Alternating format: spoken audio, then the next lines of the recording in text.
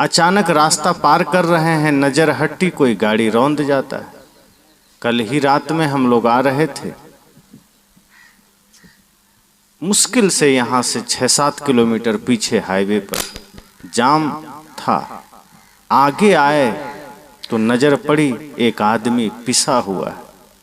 अचानक हमें लगता है 10-20 मिनट पहले उसकी भी जिंदगी बढ़िया रही होगी, हंसता फिरता रहा होगा, कुछ संकल्प रहे होंगे, कुछ चिंतन रहा होगा, कुछ सपने रहे होंगे, कोई सोचते हुए इस पार से उस पार जा रहा होगा कि जाना है, कुछ लेना है, देना है, घर जाना है, खेत जाना है। सोचते सोचते अचानक जिंदगी विराम हो गई। हम सोचते हैं कि हमें बहुत कुछ करना है, लेकिन हम वो काम नहीं करते जिसे करने से हमारे जीवन का उद्देश्य पूरा हो सके। हम बेहोशी में जीते हैं, असावधानी में जीते हैं, मूर्छा में जीते हैं। और मूर्छा ऐसी होती है कि बाहर का नुकसान तो होता ही है, आध्यात्मिक नुकसान सबसे ज़्यादा होता है। इसलिए हम अपने जीवन में जो भीतर विकार आ गए हैं, भीतर जो हमारे विकारों का कारण बन रहा है, हमारे जीवन में जो दुख का कारण बन रहा है, उसे हमें बाहर निकाल के फेंकते जाना है, उसे हटाते जाना है। जैसे कुआं में जल इकट्ठा हो जाए और आप उसे निकालें नहीं तो फिर धीरे धीरे वो जल सड़ जाता है, वो पीने योग्य नहीं रह जाता। कितना भी बढ़िया कुआं हो, अगर उसमें पानी निकालना बंद हो जाए तो वो पानी पीने योग्य नहीं रहता, वो खराब हो जाता है।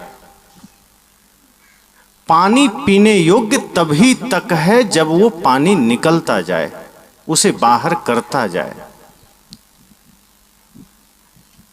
जो झरना का बहाव रुक जाता है उसका पानी गंदा हो जाता है। जिन तालाबों का पानी का बहाव रुक जाता है वो गंदा हो जाता है। हमारे भीतर भी सारी गंदगियां इकट्ठी हो गई, हम निमज्जन नहीं कर पाते हैं ध्यान के द्वारा, चिंतन के द्वारा, सत्संग के द्वारा। हम प्रतिदिन सुबह शाम आत्मचिंतन नहीं करते हैं, इसलिए सारे सांसारिक विचार भीतर इकट्ठा होकर के वो परत बदर परत सड़ते जा रहा है, जमते जा रहा है। और जब भीतर विचार सड़ेंगे तो चिंतन गलत निकलेगा, फिर आपका कर्म गलत होगा, फिर आप झूठ करेंगे, छल करेंगे, फिर आप धोखा देंगे, फिर आप नफरत करेंगे, फिर आपकी प्रवृत्ति बाहर की ओर हो जाएगी।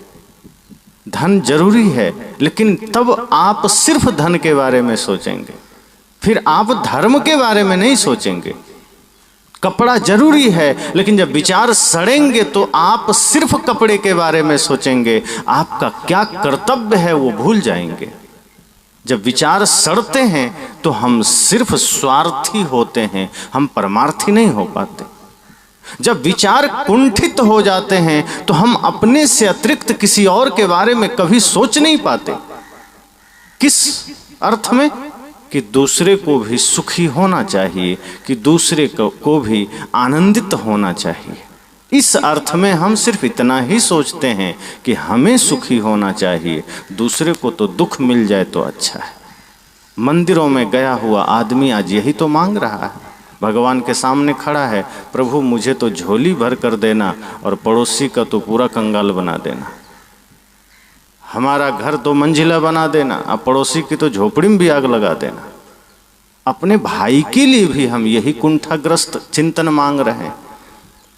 इन अर्थों में हम दूसरे के बारे में ख्याल नहीं करते, लेकिन कोई दूसरा तरक्की कर रहा है तब हम दूसरे के बारे में सोचने लगते हैं, कैसे कर लिया, तब हमें प्रसन्नता नहीं होती। हम तरक्की करें, हमारे पास ही कुबेर का खजाना हो, ये हमारी सोच होती है, हमारा चिंतन होता है। लेकिन दूसरा आदमी सुखी हो जाए, दूसरा आदमी आनंदित हो जाए, दूसरा आदमी भी सुविधा युक्त जीवन जीने लगे, ये ख्याल हमारा नहीं होता। तो विचार जब सड़ते हैं तो ऐसी ही कुंठाग्रस्त ख्याल हमारे मन में आते हैं और फिर हम सिर्फ अपने बारे में सोचते कि हमारा सब कुछ ठीक हो जाए। और हम अच्छा नहीं सोचते, हम सिर्फ इतना सोचते हैं बढ़िया कपड़ा हमारा हो, बढ़िया गाड़ी हमारा हो, बढ़िया घर हमारा हो। फिर हम ये नहीं सोचते कि मन हमारा बढ़िया हो।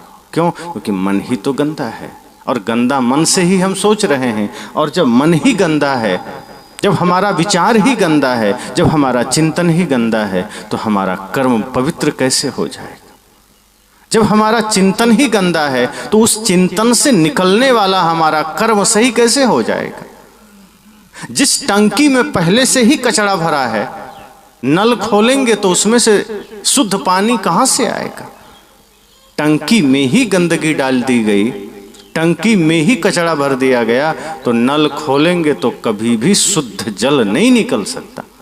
अगर हमारी बुद्धि, हमारा चिंतन, हमारा विचार ही कुंठित हो गया, हमारे भीतर ही गंदगी की परत जम गई, तो हमारी जो दृष्टि बाहर जाएगी वो भी गंदी जाएगी। हमारा जो श्रवण द्वार काम करेगा वो भी गंदा काम करेगा, हमारे हाथ भी गंदा काम करेंगे, हमारे पैर भी गंदी जगह जाएंगे। और अगर हमारा भीतर चिंतन सही हो गया, हमारा विचार पवित्र हो गया, तो ये पैर कभी शराब खाने की ओर नहीं जाएगा। अगर हमारा विचार ठीक हो गया तो ये हाथ फिर कभी किसी के गर्दन तक नहीं पहुंचेगा। अगर हमारा विचार ठीक हो गया तो ये आंखें कभी गलत दृष्टि की ओर, गलत दृश्य की ओर नहीं जाएगी। अगर हमारा विचार ठीक हो गया तो इन कानों में फिर गलत श्रवण आप नहीं कर पाएंगे, गलत चीज नहीं सुन पाएंगे। इसलिए ये जरूरी है कि भीतर अगर कचरा जम रहा है, भीतर अगर विकार जम रहे हैं, उसे धीरे धीरे निकालिए। और उसका रास्ता ध्यान है, उसका रास्ता सत्संग है। साहब ने कहा है, नित्य खरसान लोह घुन छूटे, नित्य की गोष्ठी माया मोह टूटे। उन्होंने कहा कि जैसे तलवार है या लोहे का बर्छी है, चाकू है, आप उसका प्रयोग करना छोड़ दीजिए, आप उसका इस्तेमाल करना बंद कर दीजिए, तो उसमें जंग लग जाता है। लोहे के चाकू में, बर्छी में, तलवार में, उसमें जंग लग करके वो बिल्कुल भोथर हो जाता है, धार उसका खत्म हो जाता है। तो करना क्या है? या तो उस चाकू का प्रयोग करिए, कुछ काटिए, सब्जियां काटिए, पेड़ पौधा काटिए। जब उसका प्रयोग आप प्रतिदिन करेंगे तो उस पर जमी हुई जंग निकल जाती है, मोर्चा निकल जाती है, वो साफ हो जाता है। और यदि आप वैसा नहीं किए, लंबे समय तक उसमें जंग लग गया, तो सान पर ले जाइए, लोहार के घर, उसको चढ़वाइए। जब वो सान पर चढ़ेगा, उस पर धार पुनः दिया जाएगा, फिर चमकने लगेगा। साहब कहते हैं, ऐसे ही जब हम सत्संग में नहीं बैठते हैं, जब हम ध्यान में नहीं बैठते हैं, जब हम संतों के संग में नहीं जाते हैं, तो हमारे भीतर भी बुद्धि में जंग लग जाती है, फिर उस पर भी मोर्चा चढ़ जाता है, कचरा चढ़ जाता है, और वो फिर बिल्कुल भोथर हो जाता है। और जैसे चाकू में जंग लग जाए तो एक छोटा सा तिनका भी काटने में असमर्थ हो जाता है, इसी तरह जब हमारी बुद्धि पर जंग चढ़ जाए तो हम छोटी से छोटे चीज़ों में भी सही गलत का निर्णय नहीं कर पाते, फिर हम अच्छे बुरे की पहचान नहीं कर पाते, फिर हम खाद्य अखाद्य की पहचान नहीं कर पाते, फिर हमसे त्रुटियां ही त्रुटियां होती है, फिर हमसे गलतियां ही गलतियां होती है, और कदम कदम पर हम दुखी होते हैं, प्रभावित होते हैं। और हम सोचते हैं क्या करें, भगवान हमें दुख दे रहे हैं। आदमी यही कहता है, गलती अपनी है, नासमझी अपनी है, पागलपन अपना है, और दोष हम भगवान को देते हैं कि क्या करें, भगवान ने हमारा भाग्य ठीक नहीं लिखा, भगवान ने हमारा कर्म गलत कर दिया, भगवान ने हमें सजा दे दी, भगवान जाने पता नहीं क्या है कर्म में। पहली बात तो ये समझ लीजिए कि कोई भगवान किसी का भाग्य लिखता ही नहीं। अगर भगवान सबका भाग्य लिखता तो एक जैसा होता, सुंदर होता, बढ़िया होता। भगवान के हाथों से कुछ लिखा जाए और गलत हो जाए, ऐसा हो ही नहीं सकता। भगवान फिर भगवान का है का, वो तो शैतान हो जाएंगे अगर गलत भाग्य लिख दिया किसी का। अगर भगवान के हाथों आपका भाग्य लिखा जाता, इस भारत का, इस दुनिया का भाग्य लिखा जाता, तो सबका भाग्य एक जैसा शुद्ध पवित्र पावन होता। इसलिए भगवान किसी का भाग्य लिखते ही नहीं है, ये बात दिमाग से निकाल देने की है। भाग्य हम खुद लिखते हैं। तो आदमी कहता है फिर इतनी सारे विसंगतियां क्यों हैं? फिर हमारे भाग्य में दुख क्यों है, फिर हमारे भाग्य में दर्द क्यों है? क्योंकि हमें कुछ लिखने का मौका मिले, हम तो खुद से बढ़िया लिख लेंगे, हम तो बढ़िया भाग्य लिखेंगे। हम खुद से अपना भाग्य गलत कैसे लिख लिए? संत कहते हैं चूंकि आपने अपना भाग्य बेहोशी में लिखा है। हम इतने बेहोश होते हैं कि क्या लिख रहे हैं हमें पता ही नहीं चलता है, हम मूर्छा में लिख गए। हम बेहोशी में अपना भाग्य खुद से ही उठपटांग लिख गए, और पता तब चलता है जब परिणाम आता है, तब लगता है क्या ये मैंने लिखा? बेहोशी में थे तब लिखा, मूर्छा में थे तब लिखा, और बेहोशी में हम खुद ही अपने भाग्य में कुल्हाड़ी मार लेते हैं और इतनी नासमझी का भाग्य बना लेते हैं। अब सोचिए भाग्य है क्या? जैसे अभी आप जो कुछ भी कर रहे हैं, आपके द्वारा जो भी कर्म अभी हो रहा है, यही आगे भाग्य बन जाएगा और उसी का बाद में परिणाम आएगा। तो आप बेहोशी में कर्म कर रहे हैं, भाग्य आपका वही बनेगा। और बेहोशी में कर्म क्या है? गाली देना, छल करना, झूठ बोलना, मांस खाना, मछली खाना, अंडा खाना, भाई भाई से झगड़ा करना, सास बहू में झगड़ा करना, भाई पिता पुत्र में झगड़ा होना, पड़ोसी पड़ोसी में झगड़ा होना, ये बेहोशी में ही तो है। तो हम बेहोशी में ही सारे काम कर रहे हैं, अर्थात बेहोशी में भाग्य लिख रहे हैं और हमें पता नहीं चलता है। हम 24 घंटे बेहोशी में ही तो जी रहे हैं, जहाँ होते हैं वहाँ होते ही नहीं है। शरीर यहाँ बैठा है, मन कहीं और है। आप भोजन कर रहे हैं, आपका मन कहीं और घूम रहा है। भोजन के समय भी आपका मन इकट्ठा नहीं है। आदमी खा लिया आधा थाली, पूछिए सब्जी में नमक कैसा है, आदमी हड़बड़ाता है, रुको फिर से खा के बताते हैं। आधी थाली भोजन गटक गया, पता ही नहीं नमक कैसा है, क्योंकि मन वहाँ नहीं था, मन कहीं और था। और स्वाद का ज्ञान तो मन को ही होगा, वही बताएगा आपको ना। और मन आपने कहीं बाजार में घुमा रखा है, मन आपने कहीं खेत खलिहान में घुमा रखा है, कहीं मित्रों की शादी में घुमा रखा है। यहाँ हाथ को पता है भोजन थाली में है, लेके मुंह में दे रहा है, मुंह को पता है चबाना है और भीतर डाल देना है, पर स्वाद की जानकारी चेतना तक पहुंच ही नहीं रही है। क्यों? क्योंकि मन मौजूद नहीं है, जो सारी जानकारियों को इकट्ठा करता है। मन मैनेजर है आपका, और वही उपस्थित नहीं है, तो हम भोजन कर जाते हैं, पता नहीं चलता। हम उपस्थित नहीं होते, प्रेजेंट नहीं होते। तो जब हम बेहोशी में होते हैं, मूर्छा में होते हैं, तो हमसे गलत कार्य होते हैं। झूठ बोलना बेहोशी में होता है। कोई आदमी अगर जागृत होगा वो झूठ नहीं बोल सकता। जो आदमी जागृत होगा वो बीड़ी छू भी नहीं सकता, वो गलत काम नहीं कर सकता, वो मांस मछली मदिरा का सेवन नहीं कर सकता। हम जैसे ही मूर्छा में आते हैं, सारे गलत काम होते हैं और उसी मूर्छा में अपना भाग्य हम लिखते चले जाते हैं। तो ये समझना कि भगवान ने हमारा भाग्य लिखा, ये गलत।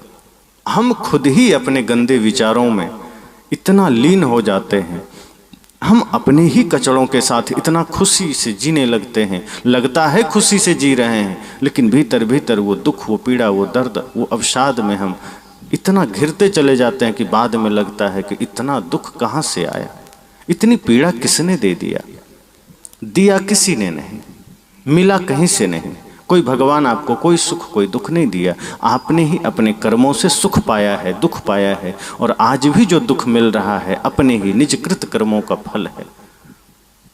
इसलिए मैंने कहा कि विचार अगर भीतर हमारे अपवित्र होते चले जा रहे हैं, भीतर अगर हमारा चिंतन कुंठित होता चला जा रहा है, तो उससे क्या होगा कि हमारे सोचने की क्षमता भी कुंठित होगी, फिर हमारा कर्म बिगड़ेगा, फिर हमारे द्वारा किया गया कर्म अपवित्र होगा, फिर हम पवित्र कर्म नहीं कर सकते।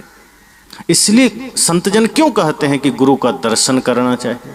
क्योंकि गुरु के दर्शन मात्र से भी कई बार हमारे जीवन में शुभ विचारों का आगमन हो जाता है, निगेटिव एनर्जी कटती है, नकारात्मकता दूर हटती है। इसलिए गुरु संतों का दर्शन भी बहुत जरूरी है। गुरु का दर्शन की बड़ी महत्ता है। भक्ति कर लिया तब तो समझो बेड़ा पार है। गुरु की भक्ति करना तो बहुत बड़ी बात है।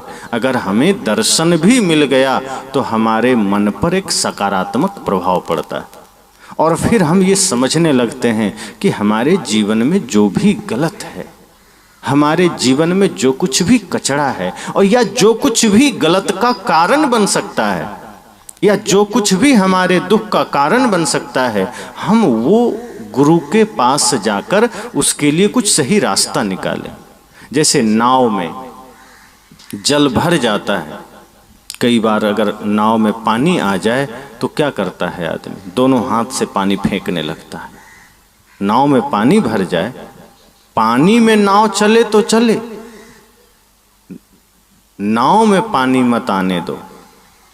अगर पानी में नाव चल रही है तो बढ़िया है, मौज है, लेकिन कहीं नाव में पानी आ गया तब वृंदावन बिहारी लाल की जय। इसलिए संत कहते हैं अगर नाव में पानी आ गया तो दोनों हाथ से फेंकिए, जल्दी जल्दी फेंकिए, उसको टिकने मत दीजिए। अगर टिक गया तो आप नहीं टिक पाएंगे, पानी को वहां से हटाना पड़ेगा, वहां उसकी जगह नहीं है। इसी तरह से हम अपने जीवन में जो कुछ भी ऐसा जो हमें दुखी करे, जिससे हमारा कर्म बिगड़े, अगर वो आ गया उसे जल्दी बाहर कर दीजिए, उसे निकाल दीजिए। बुरे विचारों को निकाल दीजिए, अपने भीतर के अहंकार को निकाल दीजिए, अपने घमंड को निकाल दीजिए। साहब ने कहा है ना, जो जल बाढ़े नाव में, घर में बाढ़े दाम, दोनों हाथ उलीचिए यही सयानो काम। वे कहते हैं अगर आप चाहते हैं आपका बाहरी जीवन भी शुद्ध हो, आपका बाहरी जीवन भी सुखमय हो और भीतर भी सुख हो, बाहर भी सुख हो, भीतर भी सुख हो। अब ये जानना है कि बाहर का सुख क्या है और भीतर का सुख क्या है। तो बाहर का सुख ये है कि आपके पास एक अच्छा सा घर हो, कपड़ा हो शरीर पर, खाने के लिए बढ़िया शुद्ध सात्विक भोजन हो, कहीं आने जाने के लिए साधन हो, ये बाहरी सुख है। बैठने के लिए कुर्सी है, गद्दे हैं, इस शरीर को सुख मिलता है। और भीतर का सुख क्या है कि जो मन दुखी है, जो मन पीड़ित है, जिस मन में आपको टेंशन है, लोग कहते हैं ना आज बड़ा टेंशन है, या क्या कहें बहुत मन व्यथित है। वैसे टेंशन सबको पता है, हर एक आदमी कहता है बड़ा आज टेंशन है, आज बड़ी चिंता है, आज बड़ी पीड़ा है। तो वो जो भीतर का टेंशन है और जो बाहर की दरिद्रता है, वो दोनों सही हो सकता है। बाहर की जो दरिद्रता है वो जितना आप बांटेंगे उतना ठीक होगा। अगर आपको लगता है कि हमारे पास धन का अभाव है तो जितना है उतना ही निस्वार्थ भाव से सेवा में लगाना शुरू कर दीजिए, और आप सोच नहीं पाएंगे कि आपके पास धन बरसने लगेगा। लेकिन पवित्र मन से, अगर पहले ही स्वार्थ रख लेंगे कि इतना करूंगा तो इसका कितना गुना मिलेगा, तो कुछ नहीं मिलेगा। अगर यह भाव कर लिया कि हम 10 रुपया दान कर रहे हैं तो मुझे 100 रुपया मिलना चाहिए, तो कुछ भी नहीं मिलेगा। अगर आपने यह सोचा कि ये 10 हो कि 20 हो कि 10,000 हो, ये मैं सेवा में दे रहा हूँ, ये मेरा नहीं है, मेरा मुझ में कुछ नहीं, जो कुछ है सो तोर, तेरा तुझको सौंपता क्या लागत है, तो आपकी बाहर की शुद्धि धन की हो गई। अब अंदर की शुद्धि, मन गंदा है तो मन में जो बुरे परतें पड़ गई है विचारों की, उसे ध्यान के द्वारा ठीक करना है, ज्ञान के द्वारा ठीक करना है। तो भीतर अगर आपने ठीक किया तो मन शांत हो जाएगा, बाहर आपने ठीक किया तो बाहर सुख सुविधा मिल जाएगी, दोनों जीवन आपका ठीक हो जाएगा। इसलिए साहब ने कहा कि अगर नाव में पानी बढ़ जाए तो फेंकिए उसे, रोकिए मत। अगर आपने रोक लिया तो फिर आपका रुकना मुश्किल हो जाएगा, फिर आपका राम नाम सत्य हो जाएगा। इसी तरह अगर घर में दाम बढ़ गया है, आपके पास धन है, बढ़ गया मतलब आवश्यकता से अगर अधिक है, तो उसे सेवा में लगाइए, धर्म में लगाइए। आपका धन अगर निर्धन का काम आ सका, आपका धन अगर भूखे प्यासों के काम ना आ सका, तो वो धन किसी काम का नहीं। और यदि आपका शारीरिक बल किसी निर्बल के काम ना आ सका तो वो बल किसी काम का नहीं। अगर आपका बल किसी के लिए दुख का कारण बना, आपका बल किसी के आंसू का कारण बना, फिर वो बल रावण का बल हो जाएगा। वो भी तो दूसरों को रुलाता था, लेकिन हनुमान जी के पास भी बल था, वो निर्बल का सहारा बनते रहे। बड़े बड़े दानी हुए अपने देश में। राजा शिवी ने अपने शरीर का मांस भी दान कर दिया। ऐसे ऐसे दानवीर हुए, हरिश्चंद्र से लेकर कर्ण और भी तमाम बड़े बड़े राजा जो दान की महिमा को बढ़ाए। वो ये जानते थे कि ये बाहर जो कुछ भी दौलत हमें मिली है, आज है कल छूट जाएगी, कल बंट जाएगी। अगर मेरे पास है, जितना हो सके सामर्थ्य अनुसार इसे समाज, राष्ट्र, मानवता की सेवा में लगाना है। भूखे प्यासे को देना है, असहाय को देना है, संत गुरुजनों को देना है। तो अगर धन बाहर है और उसका हमने प्रयोग सही काम में नहीं किया, धन का प्रयोग धर्म में नहीं किया, तो वो धन आपको जुए के अड्डे पर जरूर ले जाएगा। फिर वो धन आपको अस्पताल ले जाएगा, फिर वो धन आपको शराब खाने की ओर ले जाएगा, फिर वो धन आपके घर में झगड़ा करवाएगा, फिर वो धन आपके जीवन में भूकंप लेकर आएगा। और यदि आपने निष्काम भाव से अपने पास अर्जित धन में से कुछ अंश श्रद्धा भाव से गुरु संत की सेवा में दिया, तो वही धन आपके जीवन में धर्म लेकर आएगा, फिर वही धन आपके जीवन में स्थिरता लेकर आएगा।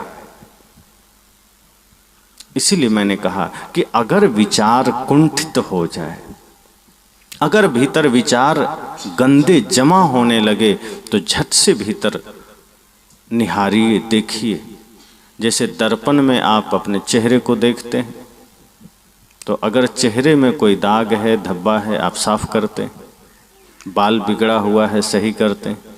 इसी तरह आंखें बंद करिए, ध्यान के दर्पण में, ज्ञान के दर्पण में मन को देखिए, मन को निहारिए। और जब ध्यान के दर्पण में मन को देखेंगे तो मन की गंदगी नजर आएगी, तो मन का विकार नजर आएगा। और जैसे हम बाहर की गंदगी को साफ करते हैं, फिर वैसे उसी तरह से हमें मन की गंदगी को साफ करना है, उसे पवित्र करना है।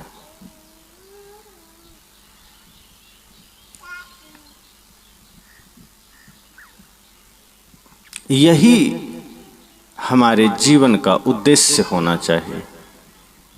अगर समय रहते, वक्त रहते हमने अपने जीवन में ऐसा बदलाव किया, ऐसा परिवर्तन किया, तो ये समझना कि हम जीवन में विजयी हुए।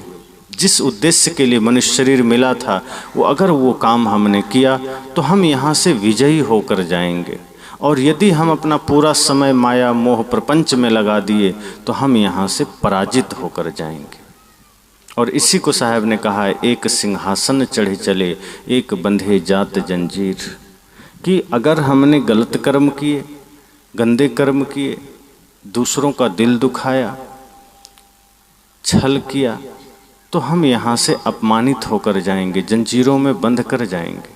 और यदि हमने भूखे को भोजन, प्यासे को पानी, दीन दुखी की सेवा, माता पिता गुरु का सम्मान आदर, संतों की सेवा किया, तो हम यहाँ से सम्मानित होकर जाएंगे, हम यहाँ से विजयी होकर जाएंगे। एक भजन में भी आया है, उस पार न जाने क्या पाएं, इस पार तो सब कुछ हार चले। कौन जानता है मरने के बाद हम क्या बनेंगे, किस जन्म में जाएंगे, किसी को पता है क्या? अभी के कर्म के अनुसार हम हिसाब लगा सकते हैं कि अभी मेरा कर्म कैसा है, तो हो सकता है वैसा जन्म मिले, लेकिन आगे का हाथ में तो नहीं है, पता नहीं। आज का आदमी अगर गलत कर्म किया है, पाप किया है, तो पता नहीं किस खानी में चला जाए। तो आगे का तो पता नहीं, उस पार ना जाने क्या पाए, लेकिन इस पार तो सब कुछ हार चले। ये जो जीवन मिला था, ये जो समय मिला था, इसे तो हमने माया में गंवा दिया। इसे तो हमने पाप में गंवा दिया। इस जीवन में तो हमने धर्म किया ही नहीं, इस जीवन में तो हमने पुण्य परमार्थ किया ही नहीं, इस जीवन में हमने गुरु की सेवा की ही नहीं, तो इस पार तो सब कुछ हार चले, उस पार का पता नहीं, इस पार सब गंवा दिया, सब हार गए। इसलिए कोई ठिकाना नहीं है कि पुनः मनुष्य शरीर मिलेगा कि नहीं मिलेगा। पक्का फल जो गिर पड़ा बहुरी न लागे डार, साहब ने कहा है कि जैसे एक पेड़ से फल गिर पड़ता है तो दोबारा डाली में नहीं लगता। जो हमारे पहले के लोग यहाँ से चले गए, दोबारा वो लौट कर नहीं आए। कहीं आए होंगे किसी और रूप में, आप जानते नहीं हैं, वो जानते नहीं हैं, ना आप जानते हैं ना वो जान पाए। लेकिन यहाँ से जो चले गए, आपके परिवार से जो पहले के लोग चले गए, हमारे परिवार से जो लोग चले गए, अब उनका उसी रूप में आना तो नहीं हो पाएगा ना। अब वो कभी लौटेंगे कि ये ज़मीन मेरी थी, चलो अब मुझे लौटा दो, ये घर मेरा, ये पैसा मेरा, कुछ नहीं। वो गए नहीं कि उनका नाम कट करके बेटे का नाम चढ़ जाता है, और वो बेटा भी बूढ़ा हुआ, वो गया नहीं कि फिर उसके बेटे का नाम चढ़ गया। ज़मीन वही है, नाम बदलता जा रहा है। दरबार लगा रहता है, दरबान बदलते रहते, दरबार वही है, अतिथि बदल रहे हैं, दरबान बदल रहे हैं। साहब कहते हैं फिर क्यों बेहोशी में जीना, फिर भीतर क्यों कचड़ा जमा करना, भीतर कचड़े मत जमा करिए। जब हृदय गंदा होगा, भीतर कचड़ा होगा, तो हमारा चिंतन गंदा निकलेगा, फिर हमारी दृष्टि गंदी होगी, फिर हमारा कर्म गंदा होगा। इसलिए भीतर पवित्र रखना है, भीतर निर्मल रखना है, भीतर गंदगी जमने नहीं देना है। और भीतर अगर पवित्रता आ गई, भीतर अगर निर्मलता आ गई, तो हम जहां देखेंगे हम पवित्र ही देखेंगे। फिर आपको आपका कदम कभी गलत रास्ते पर नहीं ले जा सकता, क्योंकि कदमों की अपनी कोई हैसियत नहीं है, वो मन के इशारे पर चलता है। मन इतना प्रबल है कि वो चाहे तो सत्संग से उठाकर आपको सिनेमा में ले जा सकता है, अगर मन गंदा है तो। इसलिए मन को साधने की बात संतों ने कहा है, मन को निर्मल करने की बात संतों ने कहा है।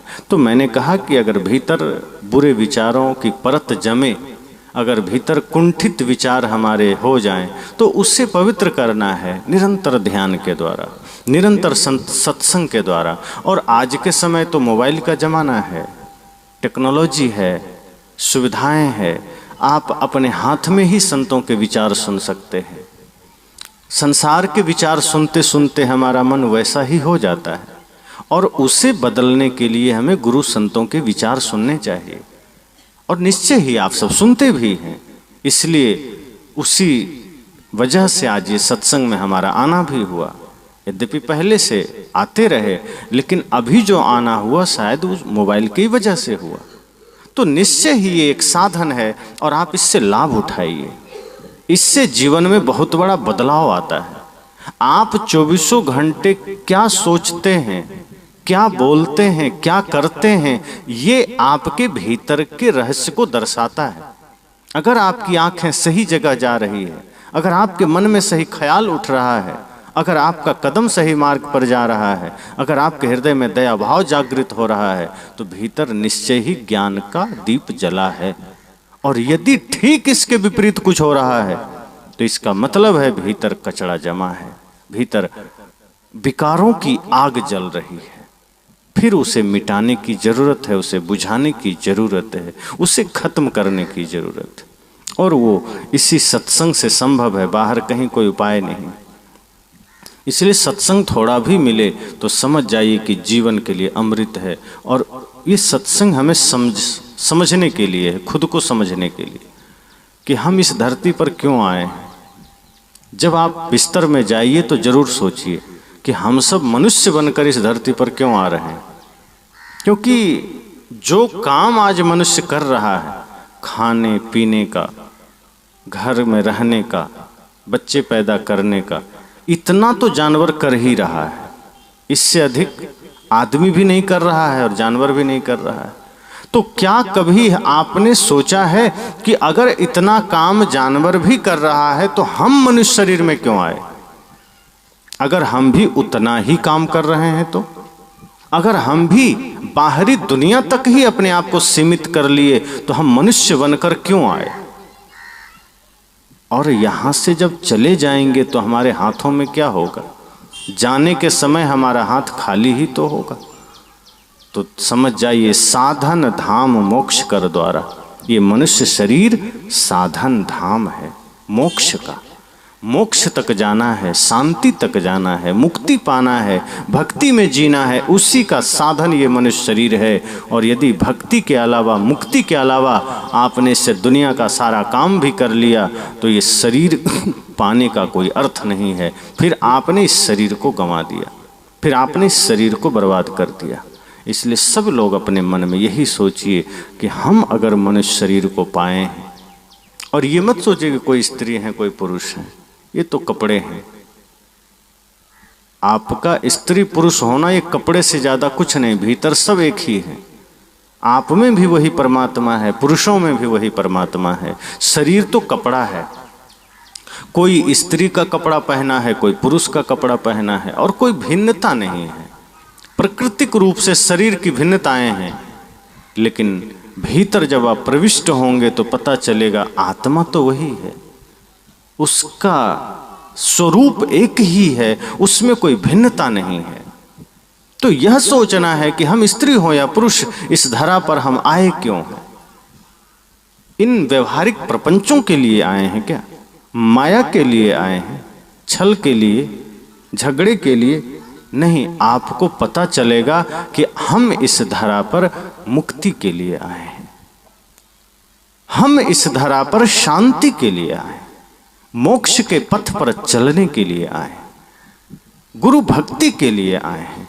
लेकिन हम यही काम नहीं करते, बाकी सब करते हैं। हम इसे ही त्याग देते हैं और बाकी वो सारा काम करते हैं जो नहीं करते तो भी चल जाता है। जैसे गाड़ी खरीदी यात्रा के लिए और गाड़ी ढक करके रख दी और पैदल चल रहे हैं, तो ऐसे ही शरीर मिला मोक्ष तक जाने के लिए, शरीर मिला भक्ति करने के लिए, और इस शरीर को लगा दिए माया में, प्रपंच में, दुनियादारी में, धन यौवन में। और पता ही नहीं है कि एक दिन जैसे ही श्वास बंद होगी, बाहर सब कुछ विराम हो जाएगा। तब थोड़े देर के लिए हमारे पास मौका होगा तो यह सोचने के लिए कि हमने किया क्या। इतना कीमती जीवन मिला, इतना कीमती शरीर मिला, और आज मृत्यु आ गई। धर्म का काम नहीं किया, वही सारा काम किया जो साथ जा नहीं सकता है, वही पाप किया जो हमें जन्म जन्म तक दुख देंगे। धर्म की कोई कमाई नहीं, पुण्य की कोई कमाई नहीं, सत्य की कोई कमाई नहीं, तो पश्चाताप होगा। इसलिए अंतिम घड़ी में पछताना ना पड़े, दुखी ना होना पड़े, इसलिए संतजन हमें जगाते हैं, हमें होश में लाते हैं कि होश में आइए। अवसर बहुत भलो मेरे भाई, ये अवसर बहुत भला है, बहुत सुंदर है। मानव जीवन का ये समय बड़ा ही सुनहरा है। इसमें हम आत्मचिंतन करें, ध्यान के द्वारा अपने भीतर के विकारों को मिटाएं, सत्संग करके हम अपने समस्त दुर्गुणों को खत्म करें और शुद्ध मनुष्य बनकर जी सकें, मुक्ति की यात्रा कर सकें, गुरु भक्ति की यात्रा कर सकें। यही इस जीवन का सबसे बड़ा उद्देश्य और लक्ष्य है। तो यही मंगल कामना करते वाणी को विराम।